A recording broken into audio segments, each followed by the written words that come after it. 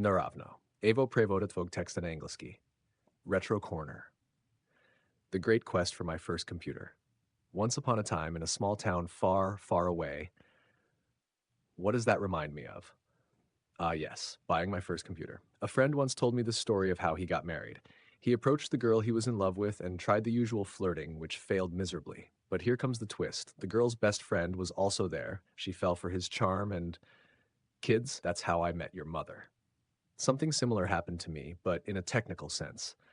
I went with my father to visit one of his friends because they needed to discuss fixing something. It was long ago, I think it was a TV. And that's when I saw my first love. On the table stood a beautiful machine, the ZX Spectrum 48K, the computer of my dreams. You can imagine my excitement. Naturally, I immediately started nagging to find out how to convince my dad to buy it for me, or at least where I could get one. You can also imagine my disappointment when I found out that it wasn't for sale. But then came the fateful however.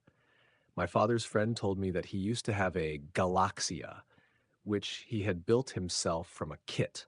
That's when a computer comes in parts and you assemble it yourself, saving money and learning some electronics along the way. The Galaksija? I'd heard that it was the most popular home-built computer in our country, but would it meet my needs? His answer was, try it and see. Deal, I said, and we took it home for a test. And that's when the magic began. The first power-up on the TV went smoothly. After the usual fine-tuning, the screen showed ready and a blinking cursor. What next? The magazine Svet Komputera, Computer World, came to the rescue. I found many articles about the Galaksija there. Along with the computer, I got a beginner's cassette with a few programs, like a biorhythm calculator, Mastermind, and several others.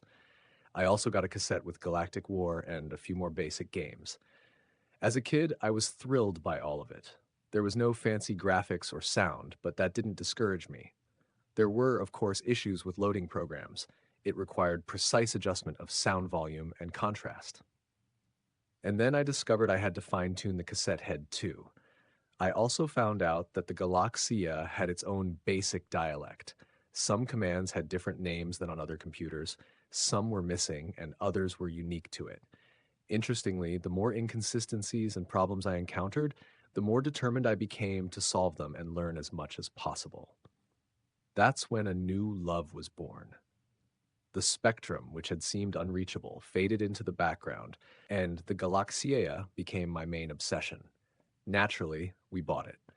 The first thing I noticed was the small number of available programs and games for my new computer. At first, I thought this was a huge disadvantage, but it actually pushed me toward programming. Like most beginners, I started with BASIC. I got a small book listing all the commands with examples. But the best way to learn was by studying the programs written by great programmers of that time. You'd list their code, try to understand it, change some parameters to see how it affected the program, add something of your own, remove something else, and then be either amazed or disappointed by the result. But most importantly, you learned. That's when I discovered assembler. What was that? Luckily, my Galaxia came with a so-called ROM B, which meant that besides the basic interpreter in ROM A, I also had an assembler translator built in. Once again, Svet Komputera was there to help with advice, programs, and answers to questions.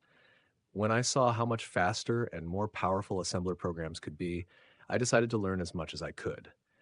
You had to think about everything. Where to place your program in memory so it wouldn't overlap with something else, the start and end addresses of the screen memory, useful subroutines, what each memory address did, which ones you could write to, read from, or modify to get a desired effect, and much, much more. Then came a big boom. In Svet Komputera, an article appeared titled Upgrading the Galaxia to Galaxia Plus. The new Galaxia had much more memory, if I remember right, from 6 to 32 KB, and the new ROM-C supported improved graphics, still monochrome, sound, and lots of new commands. In short, it was awesome. Even the price of the upgrade was reasonable. Guess who nagged his dad again to make it happen? Once again, my father's friend, the electronics expert, came to the rescue, though according to him, it was a nightmare to get it working. Bad contacts, a tangle of wires where even the tiniest soldering mistake caused chaos, but in the end it worked, and I got a truly powerful 8-bit machine.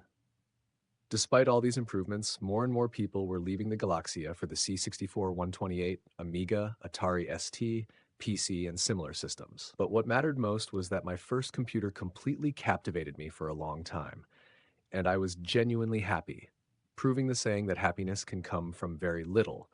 A beloved computer and the time spent with it. Well, okay, I added that last part, but it's true. All this lasted until I got my second computer, the C64, but that's a story for another time. Let's end this with, you're happiest when you do what you love. All this and more at Tech Focused. RS, želiš da ga preuradim u native English?